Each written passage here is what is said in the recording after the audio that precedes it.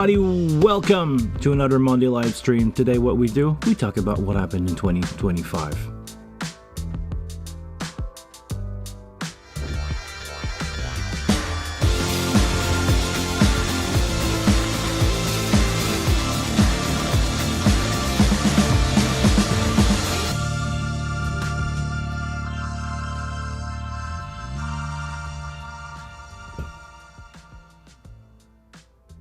How's it going, everybody? I hope you have a great holiday so far. Last episode of the year. Wow, I can't believe we made it through 2025. Amazing to have you guys. Let me raise my coffee to you. Congratulations.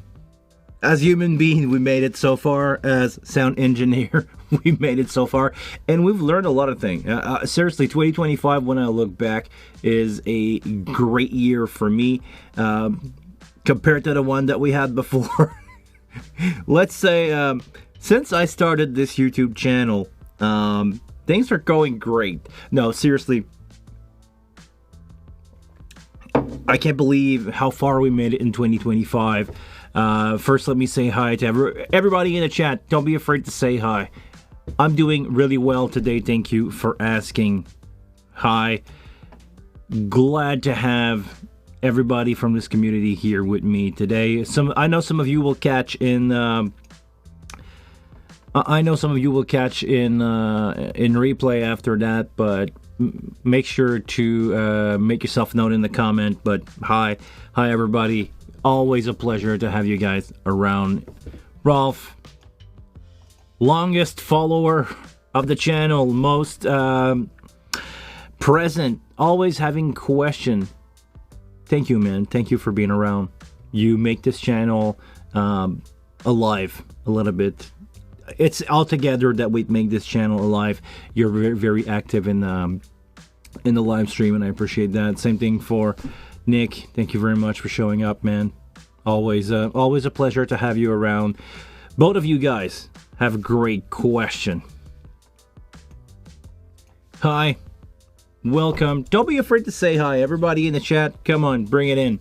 Make the chat rate go up, because we're gonna talk about 2026 later, but we're gonna first half of the video is gonna be 2025. And I want your opinion on some stuff. Like recently, yesterday, I was taking it relax. I don't allow myself to relax a lot, but yesterday I was doom scrolling in my bed. Yes, I did, and I'm totally fine with that. And I end up on some videos of the Behringer 73 preamp and the UAD stuff. Any of you guys have any idea what's happening with that? Because here in Canada we have a really weird distribution problem when it comes to Behringer product, and I don't know, man, they're not on the shelf. I would like to get my hand on some of the stuff. Seriously, the UAD copy preamp looks really, really interesting to have a really good preamp and compressor in a single box. Same thing for the Neve stuff. I can see myself getting stereo channel of preamp, EQ, and compressors. It could make a lot of sense if I want to record some stuff. Nowadays, I'm mostly using the Wing for recording because it's just amazing. Recording with the built-in preamp is also amazing. The built-in plugin end up really, really sounding good on record. I did a record of a band, some friend of mine, couple months ago, and I tracked the vocal with the EQ and the no stressor, the distressor in there, and end up pretty much that way on the record. 2026, I see I see Neon in my future, maybe. Maybe. Well, actually, Neon is, from what I heard, it's going to be a little later than that. So maybe end of 2026, beginning of 2027. But definitely an option for the future, as long as I can justify those purchases. Seriously, as long as I can justify that, I'm going to have new console and I'm going to upgrade. probably when the neon's going to show up, I may or may not have to let a wing go, or maybe two. If I'm switching to neon, I'm probably going to keep a compact like this one in the studio just for like my everyday show, my everyday gig. The footprint is just so amazing on this console for the stuff that you can do. Probably going to keep that with a DL32 at least, like as a package in a corner somewhere. If I ever need to leave quickly with a small package, I can just grab this, a DL32, and I'm out the door with a cable in there. But the neon for the more professional gig, definitely. Here's the thing. Last week or the week before, we were talking about PA with somebody in India, I believe. Don't quote me on that. But we were talking to somebody who have a hard time getting the real stuff because of his demographic and because of his... let me turn my phone down before it's going to ring and you guys think it's your phone that is ringing. Demographic and money is different for everybody in every country, every market that you're in. So in the market that I am right now, I'm on the edge of production that has budget to spend on rental and bring their own equipment instead of just showing up to the venue. 99% of the time there's a console there, just use whatever they have. I'm on the edge of those show where we spring a little bit of money, we can bring our own stuff, and having consistency is a better priority to the production and the artist than saving money. So as long as I can justify having a neon, like in the future, I have a rough idea of the cost. I have already whatever it takes to carry it around and to make it run. Basically, I have a couple of the L30, not the L32, the L251 and the L231s. I already have the preamp. The console is expensive, but not as expensive that if I needed to purchase 48 preamp for it.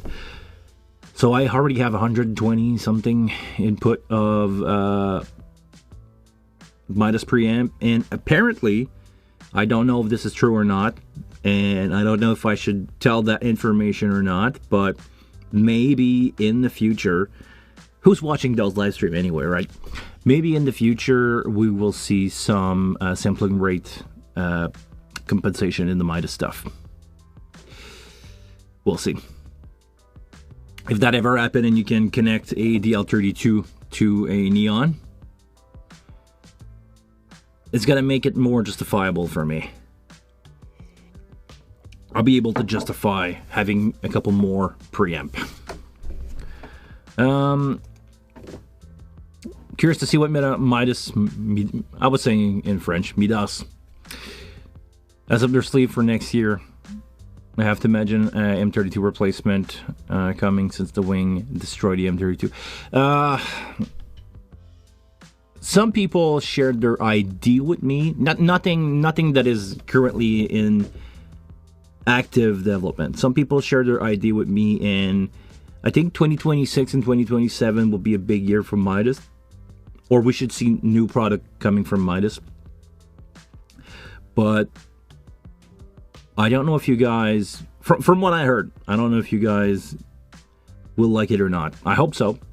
But I think that the perfect target for me would be on the neon. Having a 16, it's been, for those of you who don't know, the neon has been already shown. It's the same footprint as the HD96 16, so the smaller HD96, but it's gonna be half the cost, I believe, and half the channel processing. So somewhere around 72 channel or 88 channel and 72 bus, which is seriously enough for me. If you give me more than 64 and 48 bus, I'm good. I don't run any show at the moment, or I don't see myself running any show in the future where I'm gonna need more than that on a single console, even doing front of house and monitor at the same time, or in-ear monitor at the same time. So I believe the neon's going to be the thing.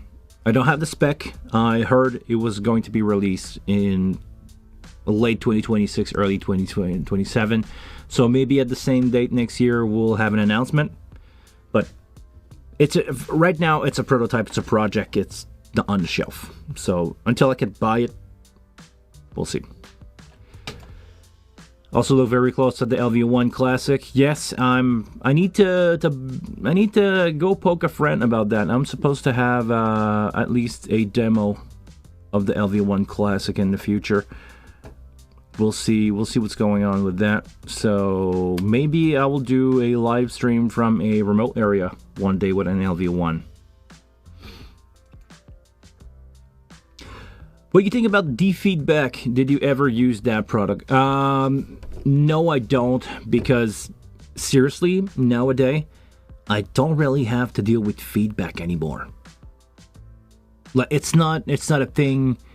It's never really a showstopper for me because I'm lucky enough to work with artists that first have most of the time in-ear monitor. I almost never deal with monitor anymore. It's a thing of the past. The PA that I'm working with usually are well-tuned, or I can place it well enough so I don't have to deal with feedback problem, or if I do get to the point where we feedback, it's because something is wrong or I'm way too loud. And most speaker nowadays, most floor monitor don't require a lot of EQ if you have a talented singer on the other side of the mic. And I'm lucky enough, I'm working full-time with professional, so singer have output. All the singer that I'm dealing with, and this is something that, this is like stuff that people don't really talk about. When you have good sources, you don't need to be a really good sound engineer. Just let it be, and most of the time it's gonna be there. You don't have to process, you don't have to do much when you have a talented singer or a talented drummer, guitar player, whatever, on the other side of the channel. If you have a loud singer, most of the time you will be fine and almost never have feedback. Hey Pancho, good to see you, man. It's been a while. Welcome back. Welcome to the 2025 recap. Would be amazing to see Dante Adam control of local and AS50 preamp. Yeah, I don't think that's gonna happen. I don't think. Well, maybe. I'm gonna bring you back to something that I believe was released in 2025. So it's concept. It's within the concept here. Follow along. When the Hub 4 Pro got released, and I believe this is 2024, not 2025, they accidentally leak another product. I believe is the Hub 8, and it's gonna have AS50, Dante, and other stuff like that. About control, I don't know. About the wave stuff, Behringer play along with the wave stuff. Can we, I don't know, can you buy a DL251 and that DL or that Hub 8? And I was about to say DL8. No, DL8 is that. Can you buy that and put that with LV1 Classic and run 48 channel of by the stage box with your console? I don't know. I'm a huge fan of the Midas preamp. To me, it's like the Neve, the live guy Neve, the poor man Neve preamp. Because when you think about it, if you want to go crazy with your setup, you can get 48 input of Midas stuff for really cheap. And you can run it without a console, especially if you run the DL16.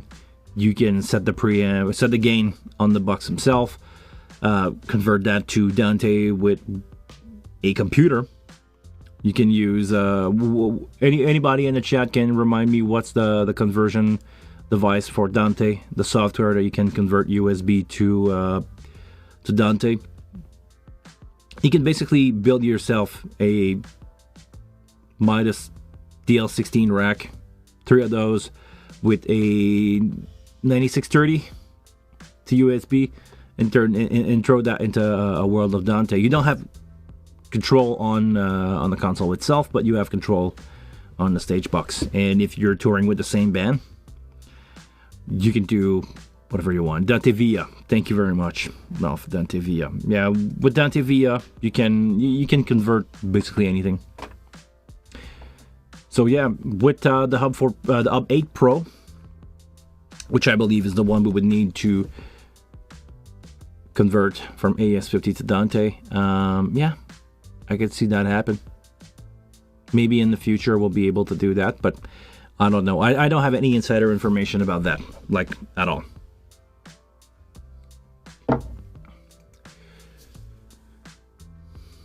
I wonder if there's a new thing coming in the era of Stagebox.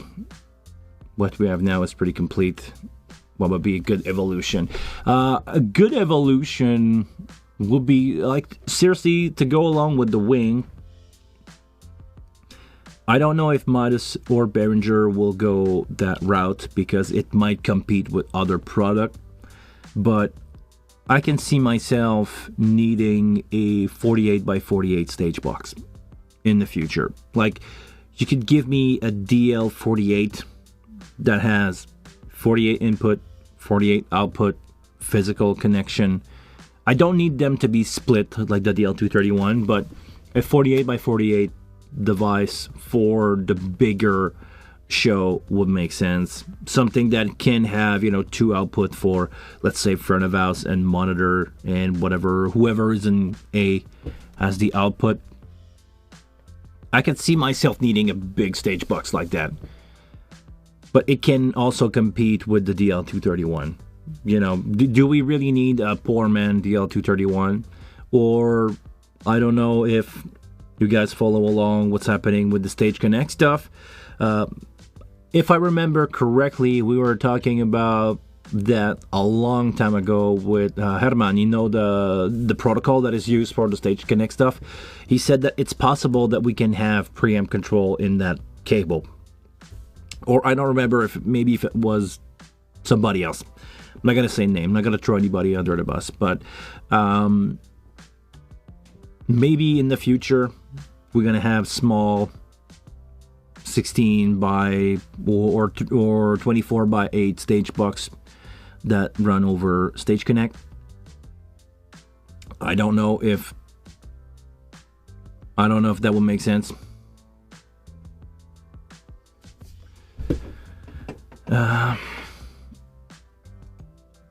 Bellevue 1 Classic is definitely cool. 80 stereo or mono channel. I believe did they bump that? Is that the new update? Because they did an update on that. But the bus are the biggest disappointment for me. 52 bus. Yeah, it's a lock architecture for sure. Tomorrow your full-size wing will be delivered. Hey man, good. Let me know. Well, a YouTube channel where you can have a lot of information on that. And speaking of that, 2026, I'm probably going to redo some of the early video. I think with the version 3.0, we need a how to get started on the wing video. That's definitely in the pipeline. This is stuff that I want to do. There's a lot of video that I want to do. I just don't have time anymore. It's a struggle that I have. Every live stream nowadays, I'm wondering, like, is it the last one? Because I don't have time to do this, but it's so much fun for me to go out and take an hour of my time together with you guys just to do this. But my schedule is so busy. Like, after this meeting, I have call to the shop thing. I'm still working on that. It's going to be a big amount of money that's going to go out that route. I don't know. I try to keep the channel no matter what. As long as I'll find the motivation, as long as you guys will be there to help me find the motivation to keep this thing alive, I will. But man, It's so hard. I'm living in such a state of confusion right now, where the channel is kind of what is getting me pushing, and it's also the thing that brings the less amount of money in my pocket that I can do. So I'm fighting between, you know, pushing more on the channel, spending more time doing video on a channel, and just go on with the business, because the business because sound is my business and business is good. If you know the guitar riff there.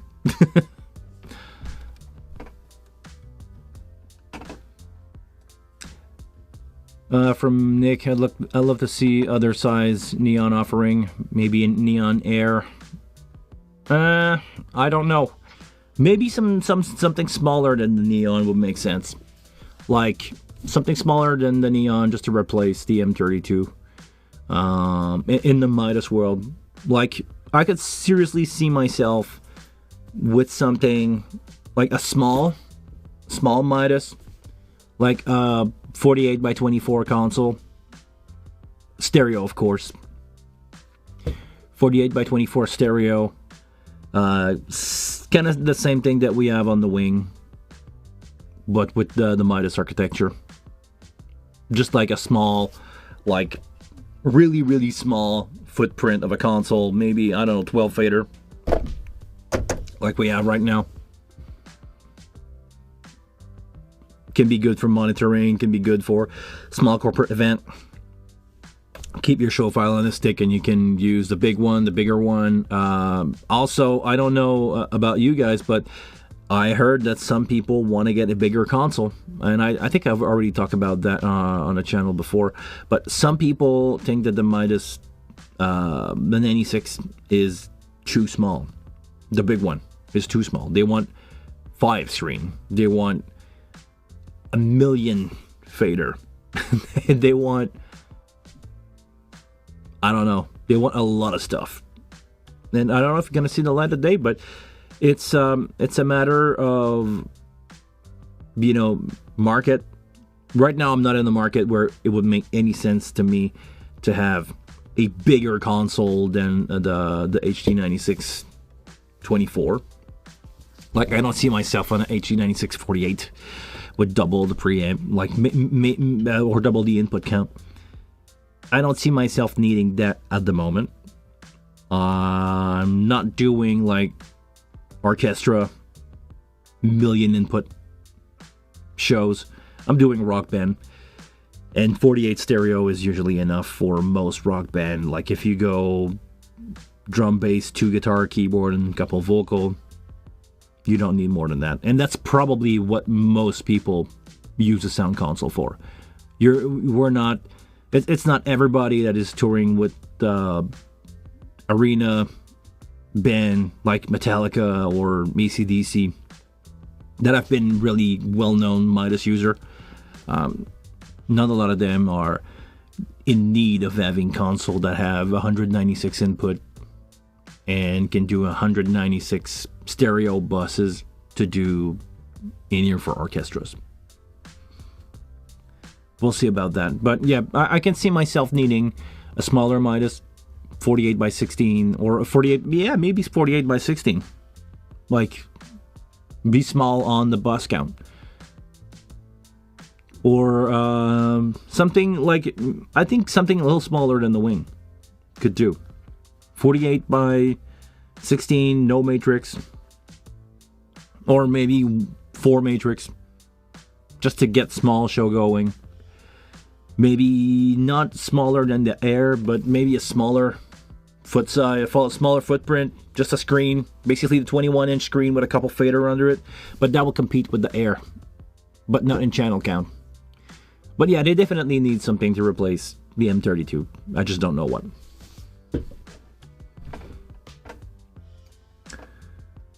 Would be really nice if Wing rack with Wavecard LV1 to I/O box. I think you can do that already.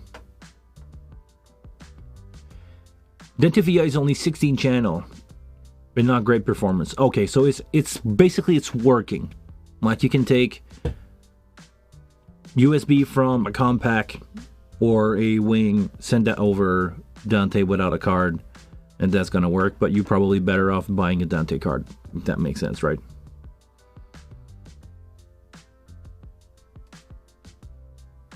Can I explain my head-up Dante control? Yeah, sure.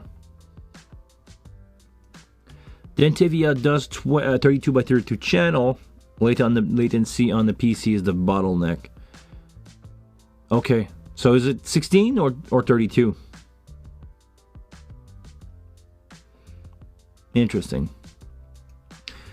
From Poncho, have you ever controlled a digital mixer over the internet? Yes, I did. Not that often because it doesn't make a lot of sense to me to do that.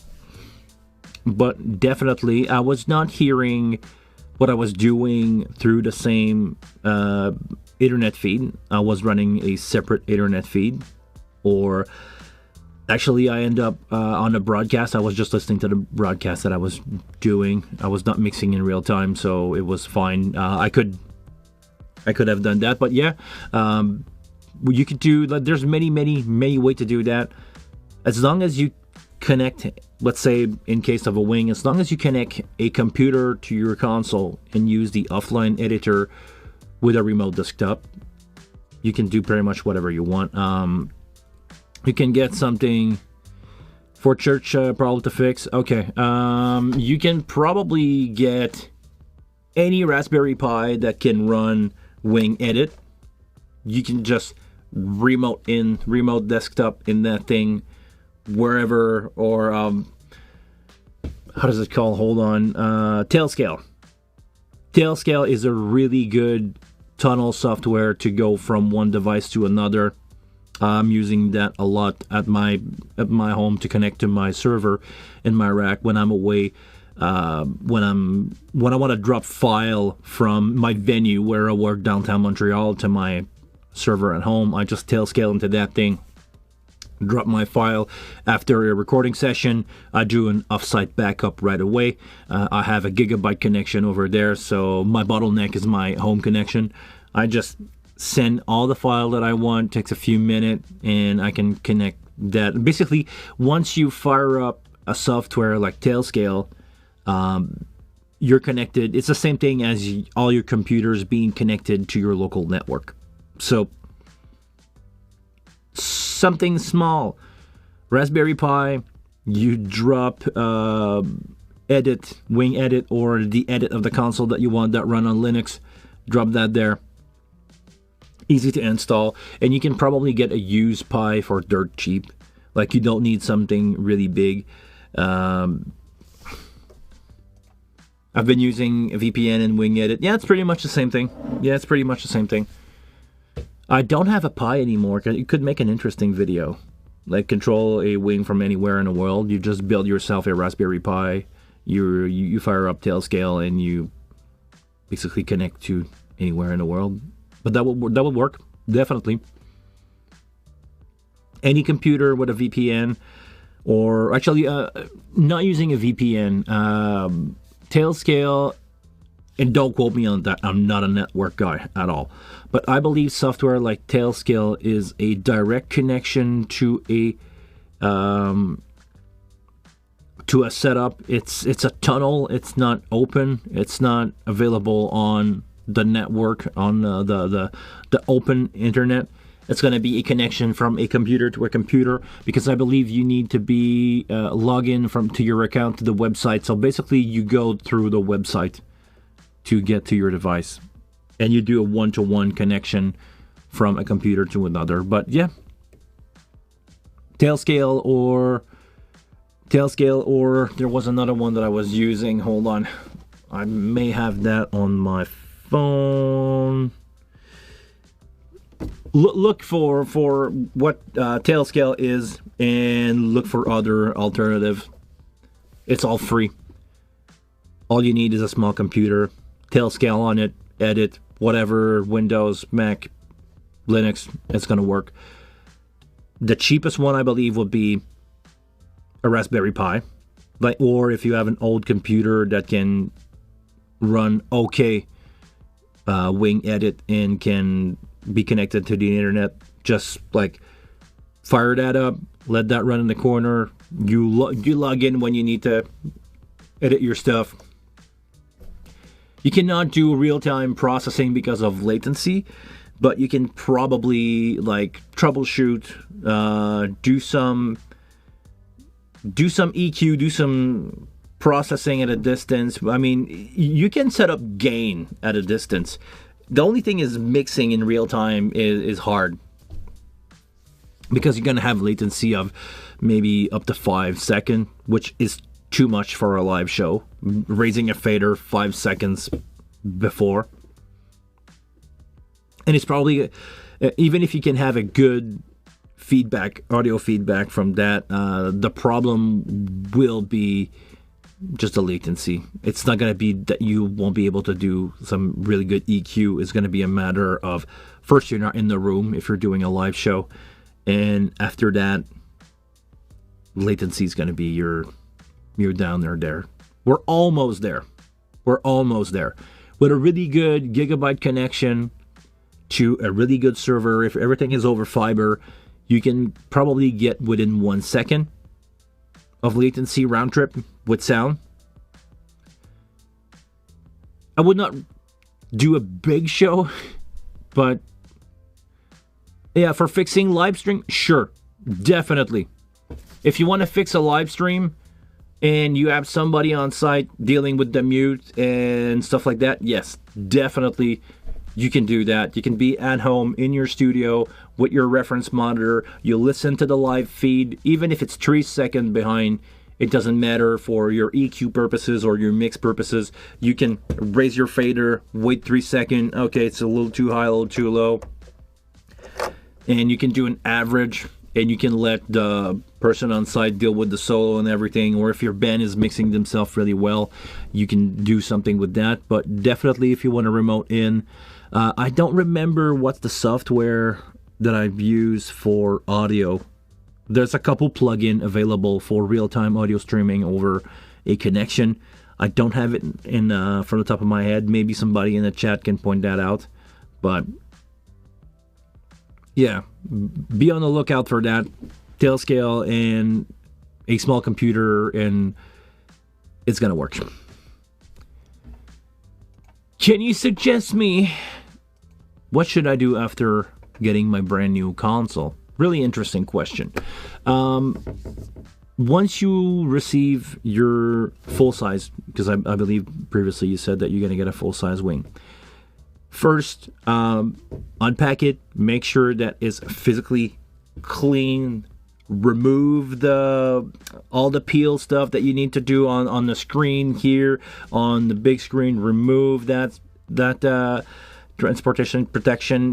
Basically, all the plastic that you can take away, take them out. Yes, it's the full size. Okay. Take away all the plastic that you can. There is around the screen, I'm going to raise that up here. Around the screen here, you have a peel that you need to take off. On the screen itself, you have a peel that you need to take off. Take those off and start the console in hardware test mode, basically. I have a video about that. Go check that out in my other video. Start the console in hardware test mode. Let the screen do its thing. Make sure that you don't have any ghost touching. You put the screen there. Maybe you can touch it once just to see, because it will mark down on the screen itself where it's been touched.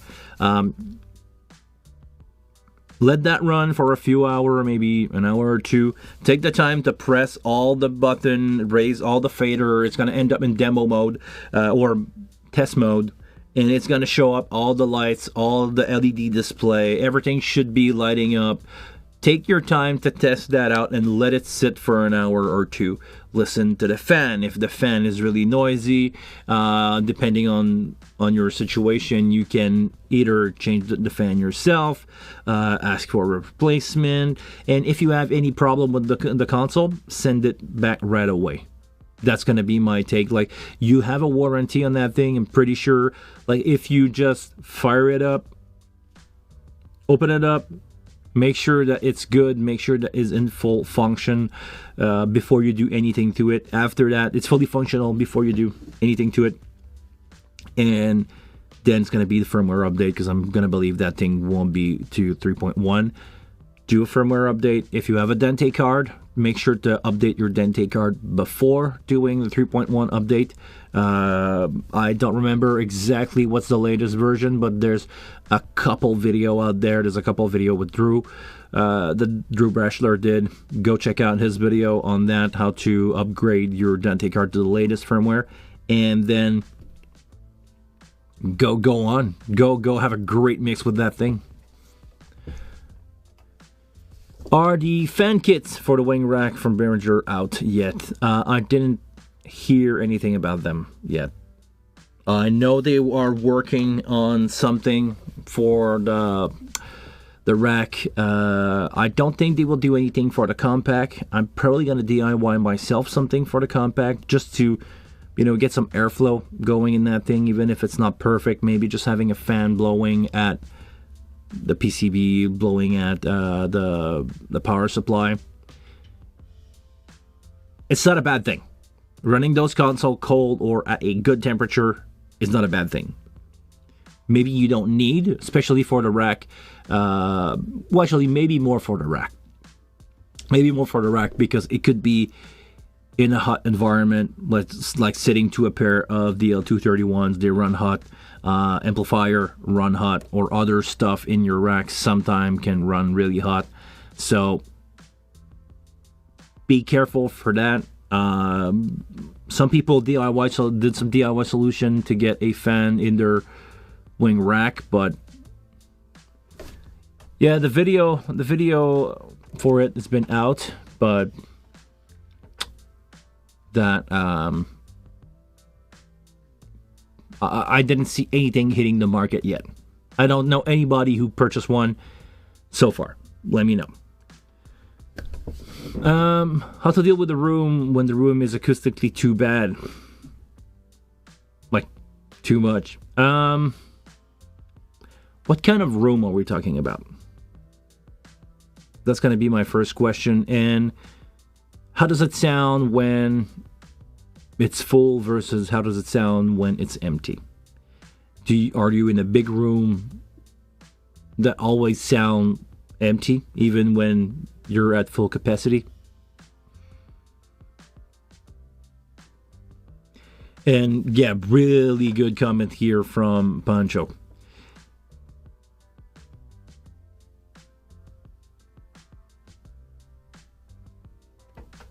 Damage control. Damage control is the way to go. If your room is really, really live, has a lot of reverb, has a lot of low end, set up your mix according to your mixing position and walk around the room and mix for the room. Don't put headphone on. Try to make a really good sounding mix in your console. If your room feels really big, don't put any reverb. I know some people will call it sacrilege to not having any reverb on a mix, but maybe the room already has too much reverb. Don't put any reverb. If your band or if your musician want to cooperate with you, ask them to turn down as much as possible. You're going to get a better result if you have a quiet stage and if you have multiple source, or if your PA is dealing with all the tone and all the noise. You're going to get better result if you have a really quiet stage and you have a not quiet but loud enough sound system. And the lower the volume, the easier it will be to make that room sound good. And you're going to find out really quick that you have a volume. I'm dealing with that in my venue where I do a lot of corporate event. You guys probably saw some picture or some video at some point. I probably post about that room, but this room is really narrow. I have about 50 feet wide and I'm 85 feet high. On one side is a building with glass window. On the other side, it's brick wall. That's my room. This is a room where I do 150 events a year. And I figure out really quick that that room has a volume. The PA, the way that the PA is shooting in that room, the way that my delay are made, I find the perfect volume for the speaker and I let it at that volume. Even if sometimes it's a little quiet, because if I push it more, it's just going to add more reverb and it's going to make the acoustic sound atrocious. Lower volume is the way to go.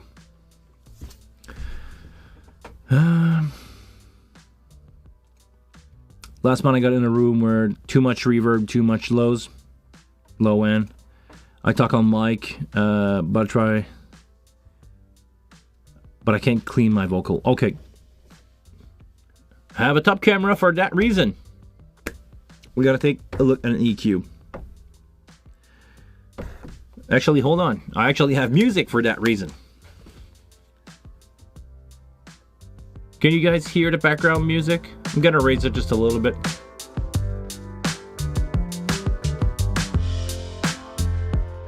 I'm gonna work on the main out on that one just to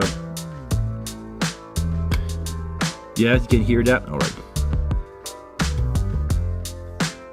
I'm gonna work on the main EQ so that we can affect everything and it's gonna be more obvious for you guys.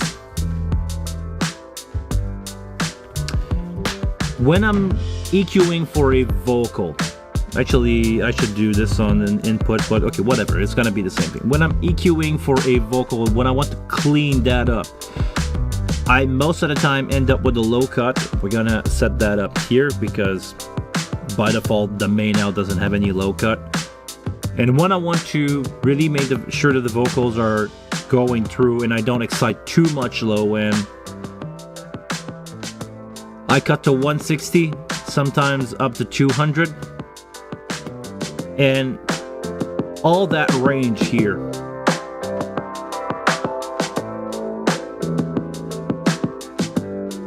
all that 300, 350, 450, 6, I EQ it out just a tiny bit. Something like that. After that, you will find having some, depending on the language, depending on where the consonants are in. If you speak English, French, it's not the same thing. If you speak other language, I'm pretty sure it's not the same thing. It's not at the same position in the throat. It's gonna change where your really annoying peak will be in the higher range. Find that out with a kind of wide EQ and bring it down just a tiny bit.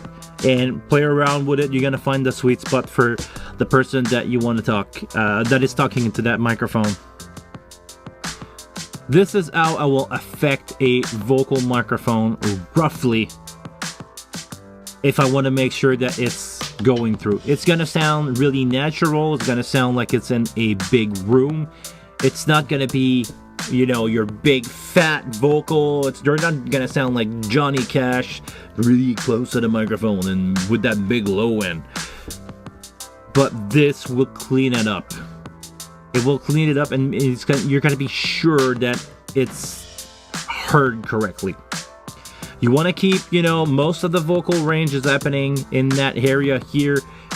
So you want to try to keep that as clean as possible. You want to cut the stuff that is aggressive to the here and let it be. After that, your friend is compression.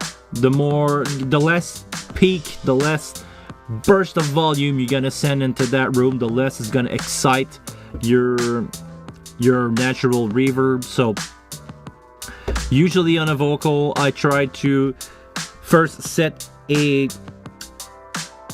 expander. Set an expander that is always on when speaking, and as soon as the person stops to speak, it's gonna shut off. You don't want to you don't want that to be too extreme. Maybe, I don't know, having your threshold at -40 if you have a really good volume going. Set your threshold around -40.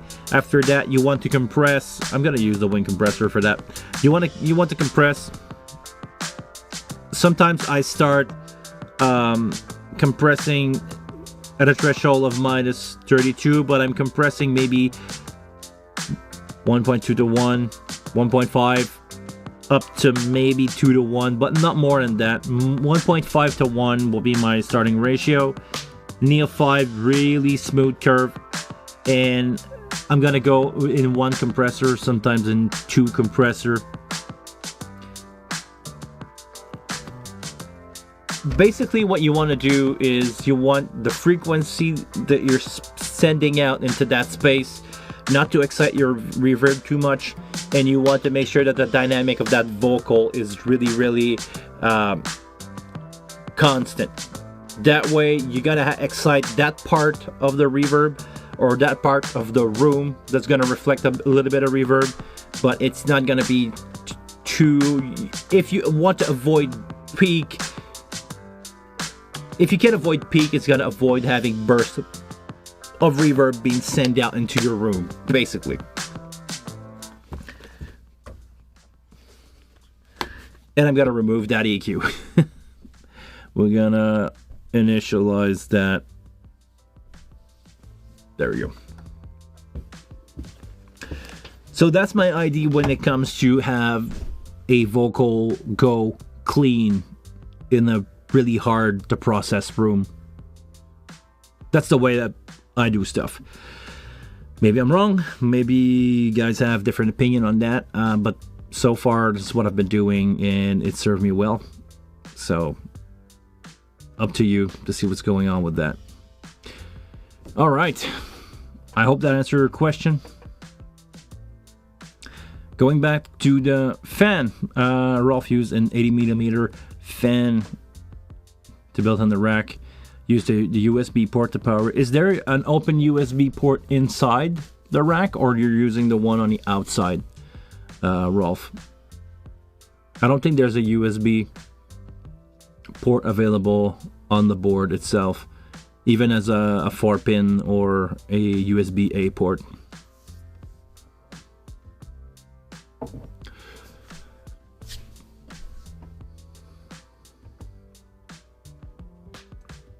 Echo plate. What do you mean by echo plate here, Pancho?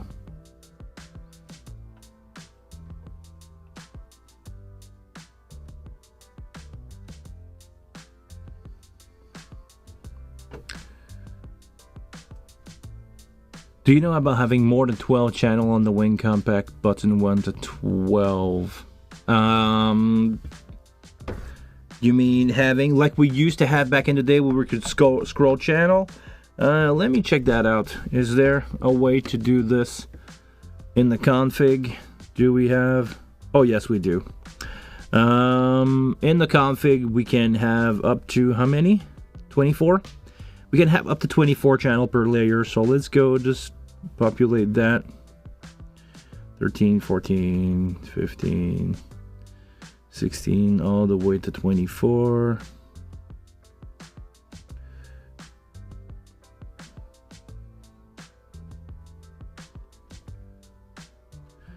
'21, 20, 19. There we go. Oops, got that wrong. 18. Oh, come on. 19, 20, 21, and 24. That's the max. And now I'm on layer 1 of the console, and I can scroll between my channel. Maybe it's too small for you guys to see, but the channels are changing here. So you can do 1 to 24 on one layer and use the arrow to change it. Same thing for the other channel. I can do 24 all the way up to basically 48. And you can do that on all channel. Can you do that on the user? Is there yes. So basically all the knob that you have on the side can host up to 24 channel if you use the arrow. Same thing for user 2. I don't know about the virtual stuff. 16 channel on the virtual. Is the virtual stuff for the the X Touch?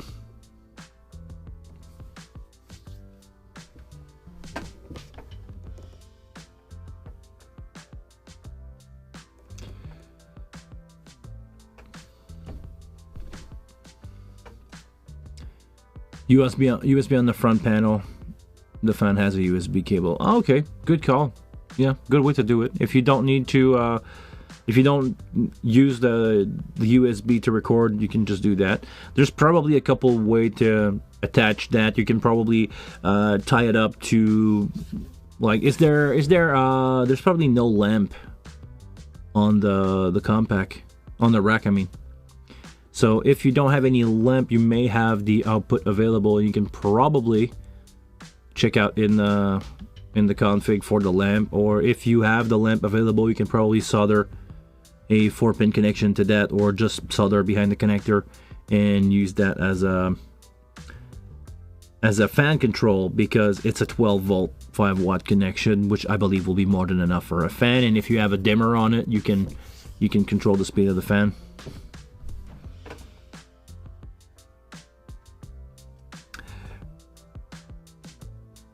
QVSN do what? Yes, I must agree with you, Pancho. I cannot read that one. Is there a setting to jump 12 channel at once? I don't think so. I didn't see one.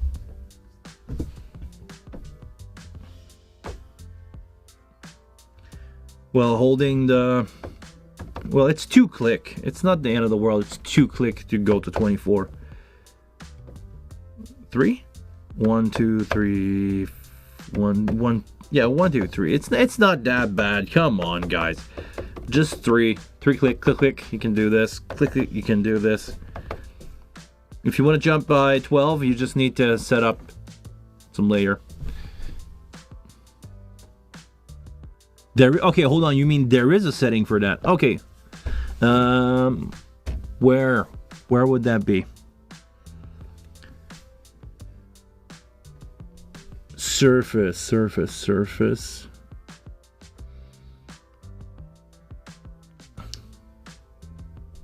Is it the auto channel select?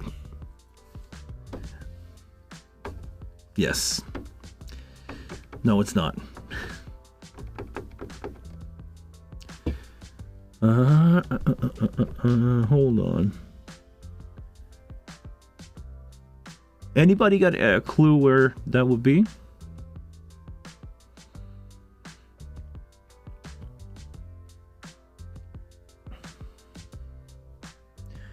Fader speed, channel auto select 1 to 12, master.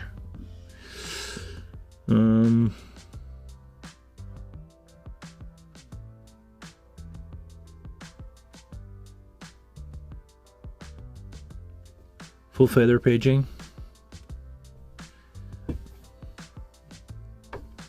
Yes, that's it. It does. When you click one arrow, it does. Okay, full pager. That's what it is.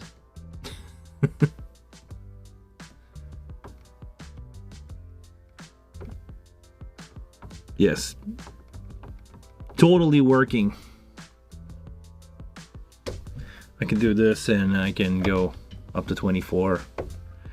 12, 24. I don't know which one is better.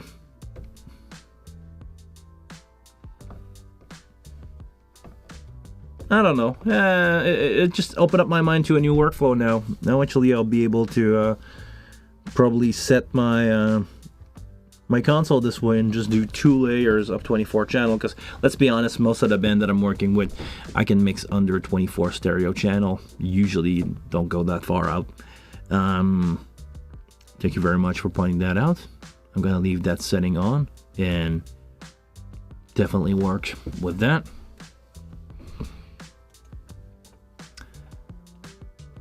Virtual, so you can use the screen separate from Surface. Okay, thank you very much for pointing that out. Also on the wing rack stuff. Okay, not something that I want to do. I like to have my stuff following one another. back to the previous topic. My next problem is stubborn singer wouldn't like their voice with EQ like that. Actually, you can be probably surprised by how good a singer would like his voice that way.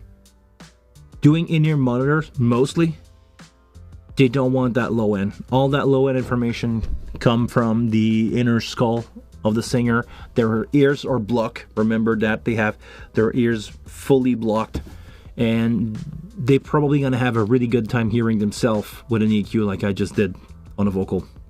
I had some really good comment before, like, wow, it's really clear, it's really defined. I don't hear too much of the rumble from my head when the in-ears are on. It doesn't sound like they're living in a sub. But because you don't EQ their in-ear this way, you just EQ their vocal, you still have all the information available in their in-ears. So definitely something that can be done with success on a vocal for a singer, definitely.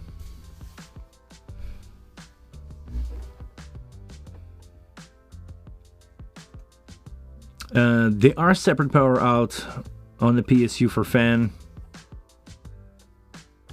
I did that, working great. Okay, but is there fan or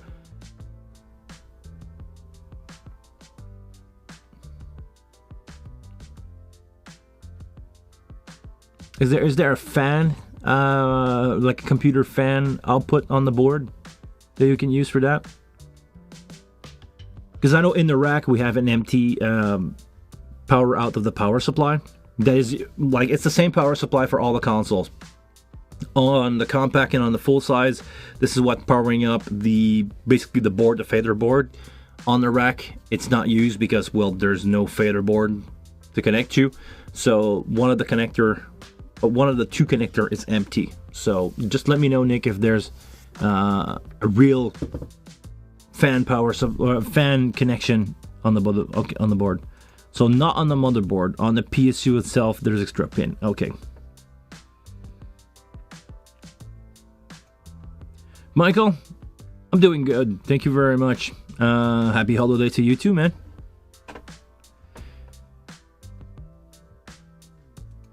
I think you can put anything on the layer, not just channel. Yes, you can do pretty much anything on the layer if we go take a look at that quickly. Once you select the view layer, you can go in config. Right now I'm going to remove my channel 1, and you can put any channel, main, DCA. You can do MIDI channel from MIDI channel 1. You can have a light console layer that you can run over MIDI CC on your console if you really want to. You could do that. It will have motorized fader. I don't think you can use the select or mute to send out information. It will be cool, by the way. Hi, if anybody that can have anything to do with that, allow us to have the select solo and mute button in that function to send out command. I would enjoy a lot having a layer for my Grand MA3 on my wing, doing my show, maybe having a couple of DCA for my band, and maybe having 4 fader that I can do go plus, go minus, and toggle information over MIDI to send out to my console. Would be cool. Actually, I think you can do it with a real channel, right? With just a regular channel. The mute, the select and solo can probably send out MIDI information. Anybody in the chat would know about that. But otherwise, you can create CC to do this, or you can do MIDI information. Oh, see? MIDI CC1. When I'm on top here, is changing my camera, and when I bring it down, when it hits 0, the cameras are changing. I'm gonna remove that before I do anything stupid. Go back to channel. Channel 2. Channel. Oh, come on. Why are they all off?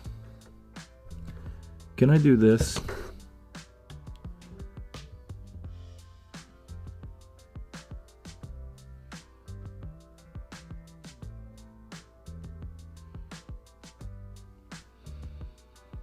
Can I do 23 here?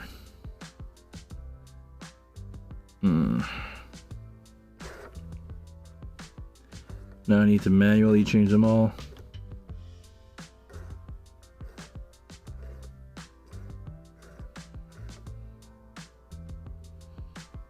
Okay, we're back.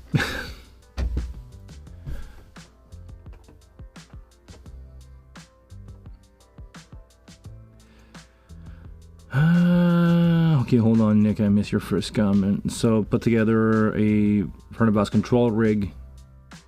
It is wave with it control, mini PC touchscreen, and a Dente 2x8 interface. Yes, there's some cool Dente interface out there. I connected this setup via Dente on the wing stage. Okay, cool. Also put the wing remote control, all the wireless system on the network. It works amazing. Nice. Would be great to have NM control via Dente connection too in the NM. But that's the thing. I don't think Dente offer many obvious advantage over AES. 50 more channel, no issue, no electric static discharge. Yes, I totally agreed with you on that. I just think it's a marketing thing, where they probably won't do that just because.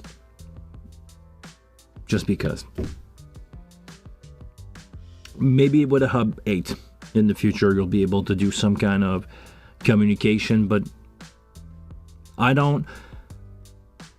so far everybody seems to be really protective of their control protocol.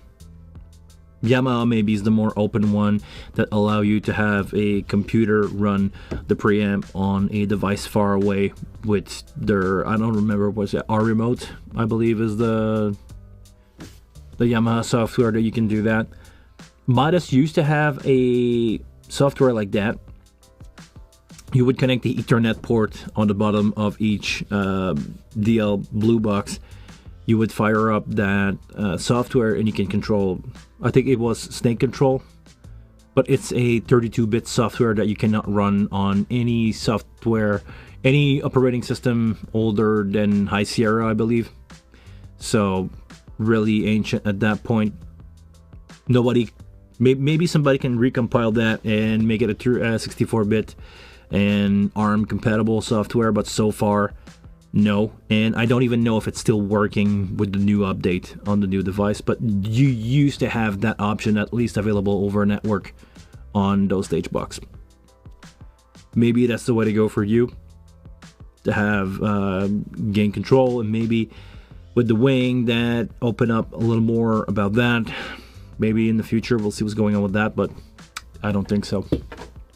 Okay, before Tyler's question run out of my prompter, I don't have any SD virtual soundcheck recording on my wing anymore due to a file corruption. Would love to play with the new firmware. If anyone can share some live SD card recording file with me. No gig until February. Okay. I'm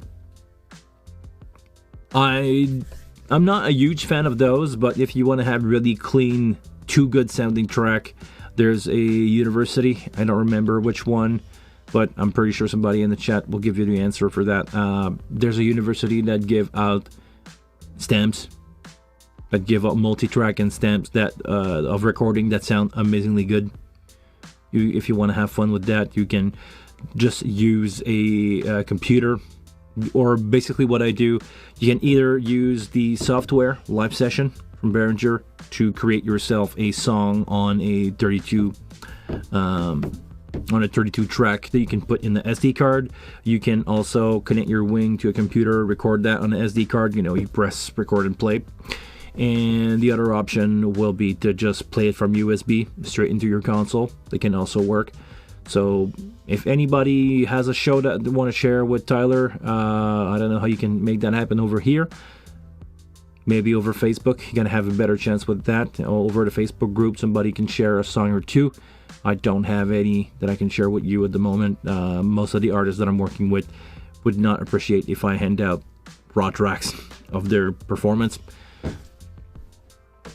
But yeah, maybe somebody can help you out with that. If they don't like the EQ, make a copy of the channel for the singer and send them to the in-ear monitor. No, we have an alternative. We are wing user. We have the power. We have a great power in our hand. We have the tap point. You can do a pre-EQ tap point like I have going right now, and in that menu here you can use the tap EQ. That way you have a 3-band EQ that you can send into monitor, into actually it will be post low cut, so maybe if the low cut is a problem, don't use the low cut, just use the first band here as a low cut. Can we do that shelving? Well, actually you can get away with a shelf if you really want to do low cut some stuff. You could probably do that. It's probably gonna work just fine.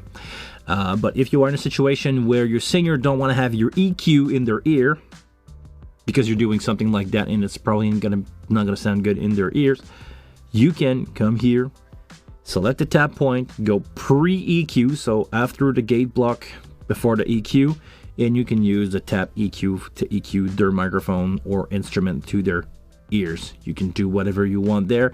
This is not going to affect the front of house. It's only going to affect what's going into the monitor or in-ear. That's a wonderful, that's the most underrated feature of the wing, the tap point EQ. 3-band tap point EQ. You can do whatever you want there. Send that into your monitor. I would suggest you to keep your effects sent to be post, so that way you're using your EQ for that, for your reverb. But to send into monitors, yes, definitely do this. That PQ, baby. Yes, sir.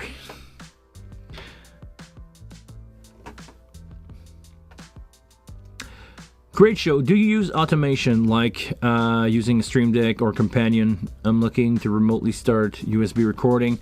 I don't. Most of the time I'm in front of the console. I'm just starting my stuff. But you could do, like, to do multiple action. Yes, you can probably build some macro in Companion and start that with a Stream Deck, or even just use a CC on the console and do that. You can do it probably from the console. I don't remember which parameter are able to be controlled in the show control section. We can probably take a look at that quickly. If we go to library, if we start a new show, we're gonna open that test show.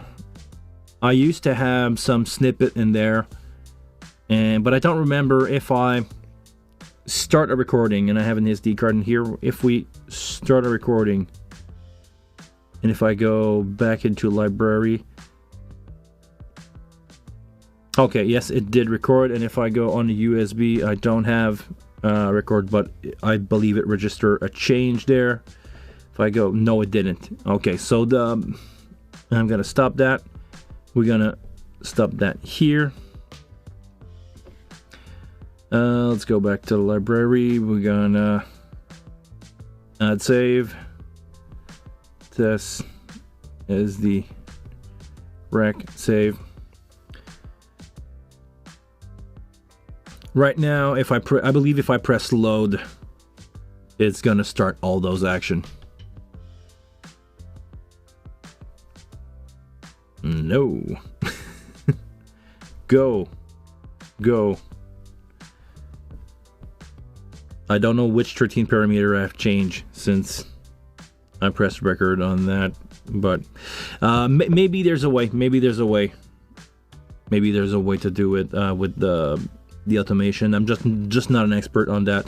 The few times that I've used automation, I remember the last one. I think I do have that in the file still. Let me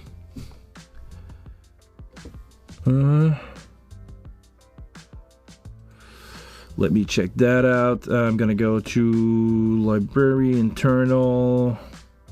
I'm gonna open that show, and I don't have the snippet anymore, but on a show, I had to mute a bunch of microphone in some people's in-ear monitors and not in other people in-ear monitor, and I created a snippet for that. And basically I'm with a single press of a button, I mute a bunch of mic, and I bring everything back to normal, so open all the mic back. After that, you can do that with a custom control, and you can do that with the snippet show control builder, but I'm not an expert on that. I've done a tiny bit of stuff around that, but not much. I'm not an expert on that, and I don't know of anybody that really dive deep into the show control stuff yet. I don't think Drew had that.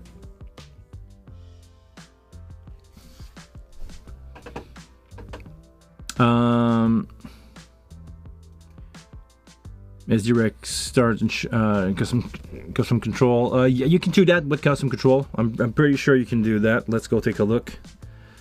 I don't need that. Show control, scene recall. That's where you would do your show control. SD recorder 1. You can do SD play stop record. You can change that. Hold on, I'm just gonna clear all these, and I'm gonna rename or rebuild my show control here. Red camera, and that's a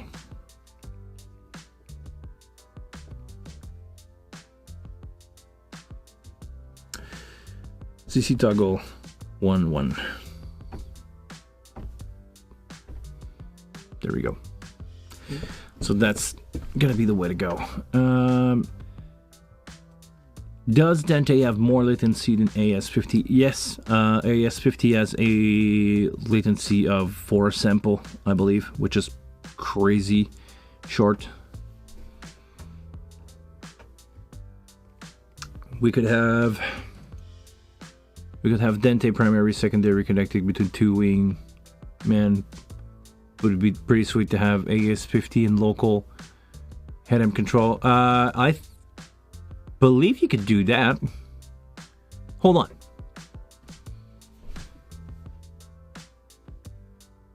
You could...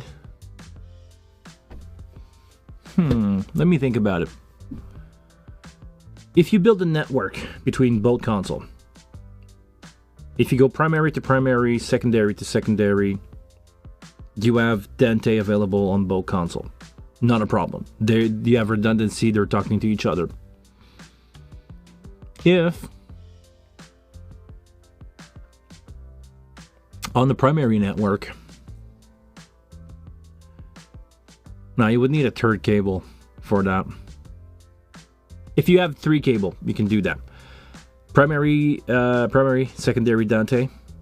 After that, a AS50 control between the 2 console, and use a single AS50 out to a stage box. You can enable remote control from, let's say that you're connecting both wing together from port C to port C. You can make that happen. You would need a third Cat5 for Adam. Yes, you would need.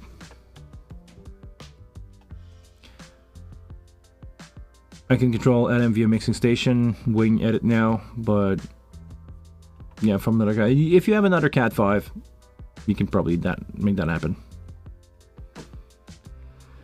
You can go pre-low cut, yes. If we're talking about the tap point that I was talking before, you could go pre-low cut at the beginning here. Most of the time, low cut will not be the issue if you're not like really cranking it, but 160 is not that much. 160 is not that much for a low cut, but yeah, definitely another tap option that you can do. You can just go pre everything and just do an EQ and that's it. But I like to process my in-ear a little more than that, and use the gate or the expander. Especially if you're running monitor, an expander is going to save you a lot of room when not used.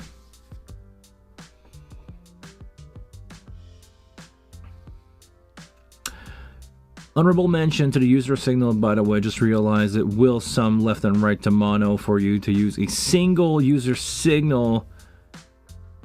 I use this for a percussionist when having two mic balance control for blend. Definitely, yes, you can do some summation there. Let's have a bus, definitely.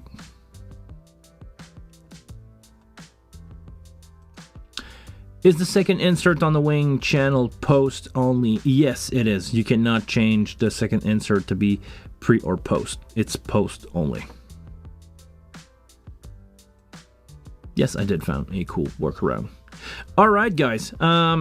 We've been going at this for an hour 15 already. I think we cover most of your question and comments for this part of the show. I'm quickly going to go over what the plan are for 2026. I'm planning to move the studio to the shop, have some gear demo happening there. Not that I don't like the environment that I have here. I really like that room. It's really nice.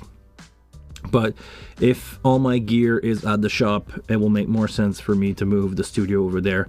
So maybe in the future we will change location in 2026.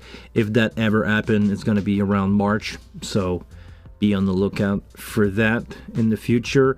Also, I'm planning to release a couple more in-ear video in the future. I do have intention to get a wing neon. Not a wing neon, a Midas neon in the future. That's going to happen maybe in 2026, maybe more in 2027. If the business is going good, I'm going to start my rehearsal studio. I'm going to start to have a shop. I already purchased a bunch of lighting to do some shows. I'm going to purchase, my goal is to have with the shop a rehearsal space for Ben. In that room, I want to have a wing rack with a couple of PSM 300 and tour pack basically ready to go.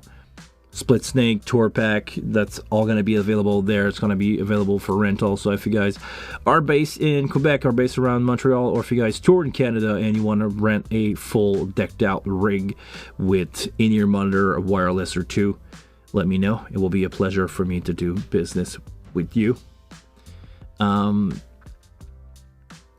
Maybe we can have a few seconds for a couple questions after that, but yeah, that's going to be the plan for 2026. We're going to hit probably the 10,000 subscriber around the time that I move the studio, so we'll see what's going to go along with that. Maybe I'm going to get a letter from YouTube. I'd never expected that in my whole life. It's surreal for me to say that out loud. Thank you very much for being part of this community, guys. Always a pleasure. We're going to go over some quick comment and question here. I'm going to keep Pancho for last. I have an electric guitar. I do a pre-everything for his guitar signal. That goes to matrix pre-everything. Okay, nice. Then his vocal will go to another bus. Heavily EQ'd for feedback. And then get pushed to the matrix. Okay. If I use bus 12 for a live stream, output post fader, does the EQ tap also affect bus 12? If you are post fader, I don't think it will. But that's a really, I would need to check that out, that tap EQ. I will need to check that out. I'm not convinced. Maybe we need to dive into this, but I don't think because it's not tap point, it's going to be post. I believe it won't affect that. I would need to check it out, but I believe it won't affect that because it's not like the way that it's designed. And I'm goes just by the reading here. Tap point or post, I believe the post will not affect the signal coming from there, because thinking about the routing matrix, it will make no sense to have that going through there anyway. So really interesting. I would need to try it out, and that's going to be for next year. Thank you very much, Nick, for wishing me a good 2026. Guys, I can't believe we made it this far. Have a good new year. I want you guys to have a good new year. Thank you so very much for being part of this community. You have no idea how much I appreciate every single one of you watching, commenting, insulting me. Thank you for the answer. Have a happy new year. It shouldn't affect. Okay, this is what I thought. All right. On that beautiful note, things are gonna start slow in 2026. I'm gonna be out for a contract out of Canada. Not a contract. Actually, I'm gonna go out on vacation and I'm gonna visit a friend, and we're gonna have a good time together, and maybe some wing will be involved, but we'll see what's going on with that. After that, I'm probably gonna need some vacation, and we will start 2026 refresh, rest, and ready to move on and do some big things. It's gonna be 2026 is gonna be a weird one. New things, a lot of new things gonna happen. Take care of yourself. Take care of each other. Happy New Year. See you around.